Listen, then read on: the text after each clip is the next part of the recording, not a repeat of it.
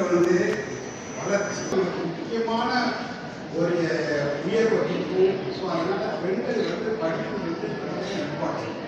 So பெண்கள்லாம் வந்து வீட்டில் இருக்கணும், குடும்பத்தை பார்க்கணும், அதுதானே முக்கியம். இன்னும் அந்த நிலைமையில போயிட்டு தான் இருக்கிறீங்க.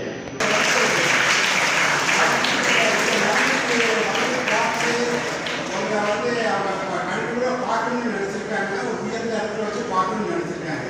உண்மையிலே அவங்களுக்கு நம்ம அப்புறம் வந்து நீங்கள் படித்து அப்புறம் நீங்கள் அடுத்த ஸ்டேஜுக்கு போகும்போது இந்த சமூகத்துக்கு நீங்கள் வந்து நல்ல வந்து கவர்மெண்ட் வந்து நிறைய முன்னே எடுக்கிறாங்க, ஸ்டெப்ஸ் எடுக்கிறாங்க. பெண் கல்விக்கு அவங்க வந்து நிறைய ஸ்டெப்ஸ் எடுத்து கொண்டாடுறாங்க. சட்டத்திற்கு அதுலேயும் ஒரு நல்ல முன்னேற்றம் வந்துக்கிட்டு தான் இருக்குது.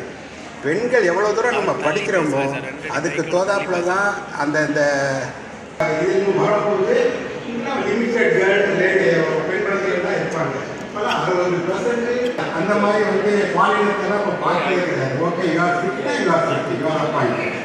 ஸோ இப்போ நிறைய பெண்கள் வந்து லைஃப்பில் வந்து நல்லா எல்லா பெண் குழந்தைகள் எல்லா சமூகத்திலும் நல்லபடியாக வந்துருக்குங்க. ஆனால் பேரண்ட்ஸ் வந்து அதுக்கு வந்து கொஞ்சம் கொஞ்சம் முன்னேறி எல்லாரும் வந்து அவங்களுக்கு வந்து பெண் குழந்தையும் படிக்க வைக்கணும் அப்படின்னா. அப்புறம் வந்து நீங்கள் படித்து வந்த காலேஜ், இந்த காலேஜ் நாங்கள் படித்து வந்திருக்கோம், நம்மளுக்கு கொடுத்துருக்காங்க, இவ்வளோ ஒரு கல்வியை கொடுத்துருக்காங்க. அதனால் அந்த கல்லூரிகளுக்கும் நீங்கள் வந்து நீங்கள் வந்து கரெக்டாக அவங்கள்ட்ட சொல்லும் போது இதோட இதை வளர்ச்சி எல்லா லெவல்லையும் போகும். இப்போ சார் வந்து நம்மள்கிட்ட சொன்னாப்புல, மகாணி சாரோட அவங்க பிரதமில் வந்து சொன்னாப்புல அவங்களோட ஃபேமிலி அவங்களோட இதெல்லாம்.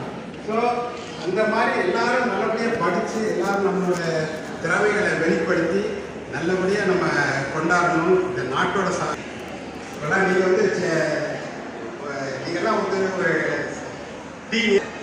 இனிமேல் வந்து யூஜி முடித்து அப்புறம் பிஜி முடித்து